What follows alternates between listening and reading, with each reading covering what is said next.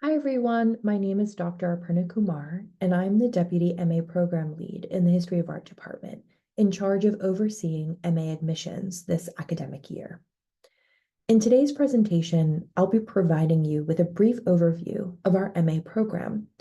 I'll be highlighting what is unique about our MA, as well as pointing to a few changes affecting the admissions cycle this year.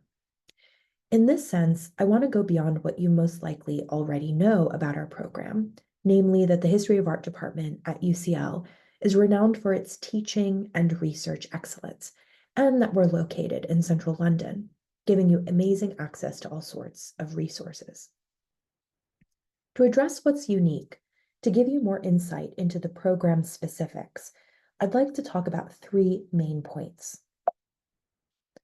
First, you'll be earning an MA in the history of art, not, for example, in Renaissance art or contemporary art. In the department, we really take a holistic approach to the history of art. We provide you with the tools and skills to think about the discipline as a whole, not just one field of study. This means during your time at UCL, you'll be able to take a wide range of modules, and we encourage you to do so. I'll speak more about the specific modules that will be on offer in a moment, but you'll see here from a sample of recent publications that we have tutors working on a range of media, from film and photography to painting and print culture, as well as on a range of geographies, including South Africa, South Asia, Latin America. There are opportunities to work across all of these fields in the MA program. It's also important to know that in this department, we are deeply invested in critical approaches to the discipline, to the politics of images and objects. This means that we're not just interested in writing a history of art, but in asking why that history might be written, or how, or by whom. To give an example of what this looks like in practice, it's worth highlighting that the department has a long-standing commitment to feminist art histories, to interrogating questions of gender and sexuality, race and class, and this carries through in our teaching. This leads me to my second point. You'll be taught by tutors deeply engaged with the field and who will teach you what they're currently researching. This is research-led teaching. For example, I developed my MA module, The World, the Museum, and the Colony, last year while I was on sabbatical drafting my first book manuscript on partition, museums, and visual culture in modern South Asia. Likewise, Professor Alison Wright's course, Seeing Through Material, was developed alongside the writing of her book on honor and ornament. The point here is that research takes place in the classroom. Thirdly, the department is not just a place to study, to take classes. As part of the MA program, you'll be joining a research community. Moreover, the department is part of a major research university. We work with numerous institutions in the university, such as the Institute of Advanced Studies, which houses research centers that might be of interest to you during the course of your study. Moreover, several research seminars take place weekly in the department itself. Our department's main research seminar, which take place every other Thursday, are considered part of the MA course. For these sessions, we invite new and established scholars across the UK or who may be traveling through the UK to deliver lectures on their most current research. We also have the Center for the Study of Contemporary Art and the Past Imperfect research seminars based in the department, which are organized around particular questions shaping our field. Questions around contemporaneity, temporality.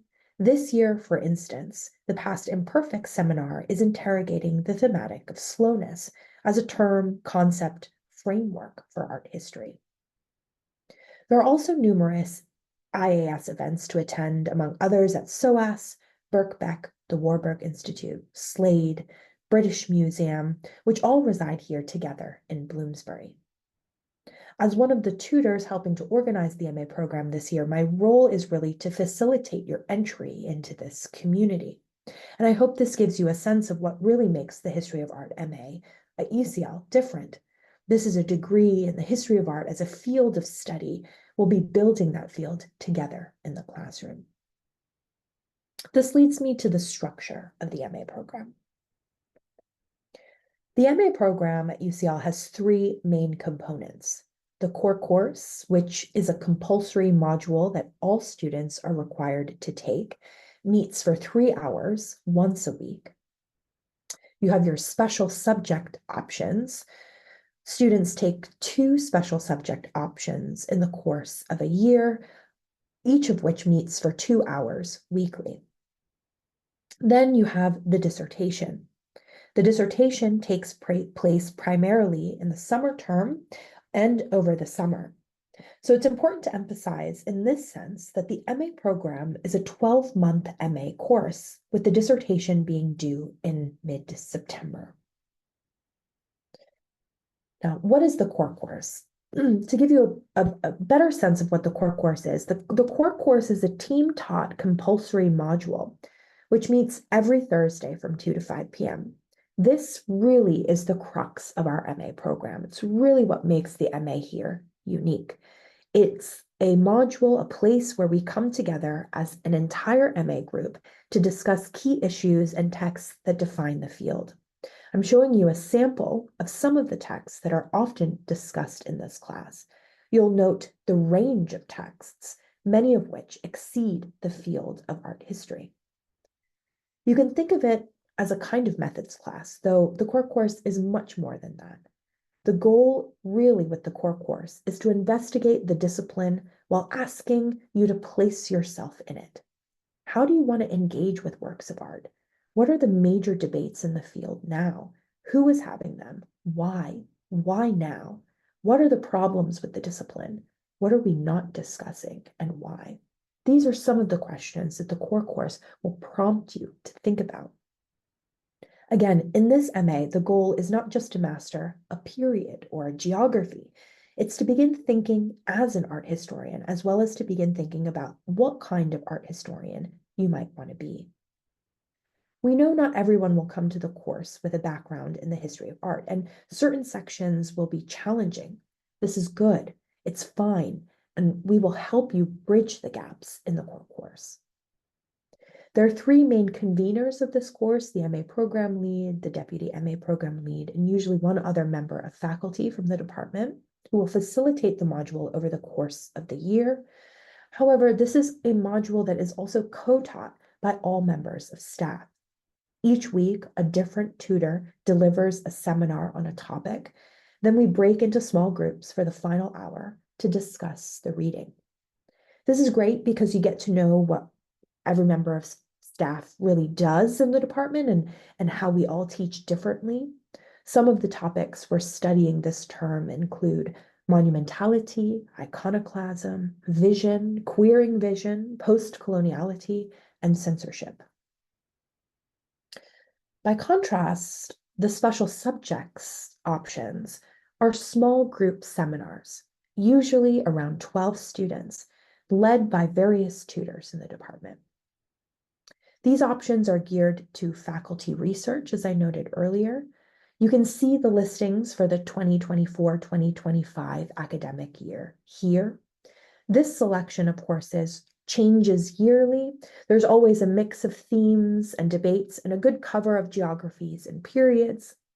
The special subjects on offer for next year will be decided shortly and made available to you on the History of Art webpage for your reference. So I encourage you to keep an eye on the website as you put your applications together in the coming days. When selecting your special subject modules, we really ask students to select 2 diverse topics because these special subject options are really an opportunity for you to expand your knowledge base. So we really want to see you make the most of it when you enroll in the program. We ask you really not just to think about what period or geography you might want to study when you make your special subject selections, but also the kinds of methodological interventions into the field that interest you. Students will be asked to list their preferences in August, several weeks before the start of the course. They'll be asked to list their top 3 choices, and it's from these lists that we try to make the special subject module allocations. We also, as you can see here, take our students on field trips in the duration of the special subject modules. Recent trips have included Madrid, Paris, Basel, the Venice Biennale. Sometimes we're able to meet with curators on these trips or even have behind the scenes tours. Trips are usually subsidized with a contribution from the department. Now, the final component of the MA is the dissertation. The dissertation is the culmination of the course. Students are asked to start thinking about the dissertation in the start of the spring term in about January, but most of the work on the dissertation will not take place until the summer term and then over the summer, where most of the writing takes place. The dissertation is an independent research project. Each student will work with one supervisor for the summer term to develop and advance this project. And I'm showing you here some sample topics from previous years. This is in no way representative of the kind of MA projects produced in the department, which really covers topics in all media, from the Middle Ages to the contemporary period, in numerous national and transnational contexts. These just happen to be some of the topics that I have supervised in the past couple of years, as well as a few topics that have since developed into doctoral research projects or larger research projects. The work culminates, the work on the dissertation culminates in June in the MA Viva, which is an opportunity for students to present some of their preliminary dissertation research and writing and receive feedback, not only from members, from fellow students on the MA program, but also from a range of faculty who may be able to provide some advice on how to develop the project further. The thesis is then due in September, the start of the next academic year. Again, this is just a reminder that our MA program is a 12-month course. The hope is that your MA research will develop out of your coursework on the MA program, and in many cases will develop into doctoral research or longer-term projects that you can carry with you into the various industries in which you may enter. I want to say a few words about assessment, and the course is really assessed primarily through critical writing. Each seminar, including the core course, asks students to submit 2 pieces of critical writing over the year, so 1 essay per term for each course. So this, along with the dissertation, is really how the course is assessed. In some cases, there will also be some formative assessments that are part of your special subject modules, including presentations on readings or research. But the main skill set here that we're really assessing and developing over the course of this year is this capacity for critical writing. Full-time students will have at least 7 hours in seminar per week. All tutors also have 2 hours of office hours per week that are open to students as a resource. However, we hope that students engage with us and each other in research seminars and events that take place nightly in the department. Again, this is to really emphasize that the learning doesn't just take place in the scheduled timetable and the scheduled modules. There are also exhibition visits and events throughout London students often attend as part of the MA course. So there's a broad range of opportunity for you to learn on this course, and we really hope that the learning takes place in the classroom and outside of it as well. Finally, I want to say a bit about career paths and other avenues for research after the culmination of the MA. Many of our students do continue their work with us as doctoral students in the department or at other universities in the UK and abroad. But the MA has become increasingly important for students who are working in galleries and in museums across the UK and in other locations beyond the UK. Others have really used the MA as an opportunity to seek out freelance opportunities in writing and other industries. The department will also host a range of career-related events throughout the academic year, inviting alumni to the department to share their experiences, how they developed their career paths from following the MA program. Many of our alumni are teaching and curating all over the world. These events will really be an opportunity to help jumpstart your own thinking about how you want to use your MA upon graduation. Also, please take some time to review the website. It's recently been revamped and updated. The MA page now has a host of testimonials from current and former MA students. These are several, there are several more of these testimonials listed on our website that will give you a sense of what the MA program is like from student perspectives. And this could be really useful for you, not only as you prepare your applications, but as you begin to think about whether or not UCL is a good fit for your next step.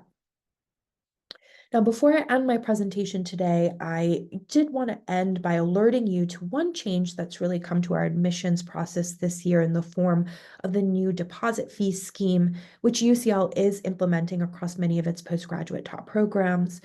Accepted students to the History of Art MA program will now be required to pay a deposit on tuition once they accept their offer of admission. For full-time and part-time students, this fee will usually be set at 10% of the total tuition. And accepted students will generally have 6 weeks from the date of the offer of admission to make this payment.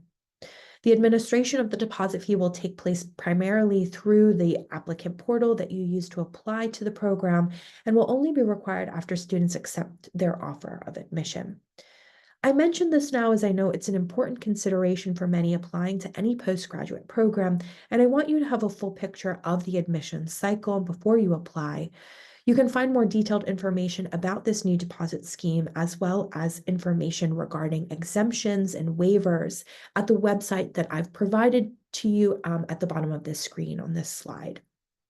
So thank you so much for your time today, for going through this video.